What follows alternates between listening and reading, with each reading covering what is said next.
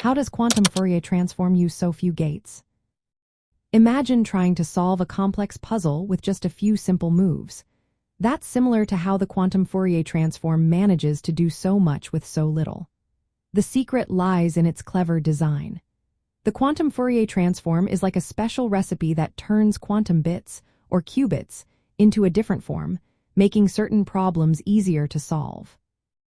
It's a key part of many quantum algorithms, especially those used for factoring large numbers or solving specific mathematical problems. The magic starts with the way the circuit is built. Instead of using a lot of complicated steps, it uses a series of simple gates called Hadamard gates and controlled phase rotation gates.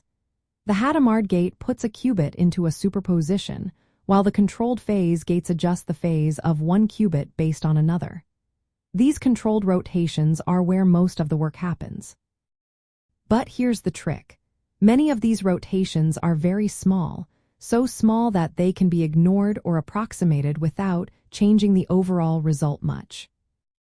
This idea of approximation is a big reason why the quantum Fourier transform uses fewer gates. Instead of applying every tiny rotation, the approximate version skips the ones that won't make a big difference. This reduces the total number of gates needed, especially the costly controlled rotation gates. It's like trimming the fat from a recipe to make it quicker and simpler, but still just as tasty.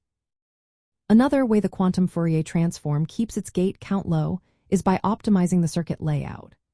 Engineers have found ways to minimize the use of multi-qubit gates like controlled NOT gates, which are more error-prone and take more time. They also avoid extra steps called swap gates, which are usually needed to move qubits around in hardware that can only connect to neighboring qubits.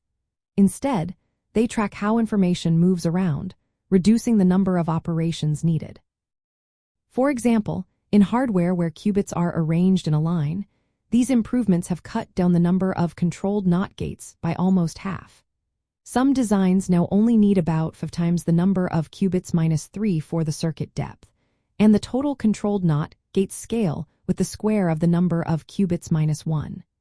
That's a big improvement over older methods that required many more gates and longer circuits. Why does this matter? Because every gate added increases the chance of errors. Shorter, simpler circuits mean fewer mistakes and better chances of getting the right answer. This makes the quantum Fourier transform faster and more reliable on current quantum computers, which have limited qubits and short coherence times. In short, the quantum Fourier transform uses so few gates because it smartly ignores tiny rotations, designs circuits that avoid costly multi-qubit gates, and finds new ways to move information without extra steps. All these tricks make it a powerful and efficient tool for solving complex problems with fewer resources.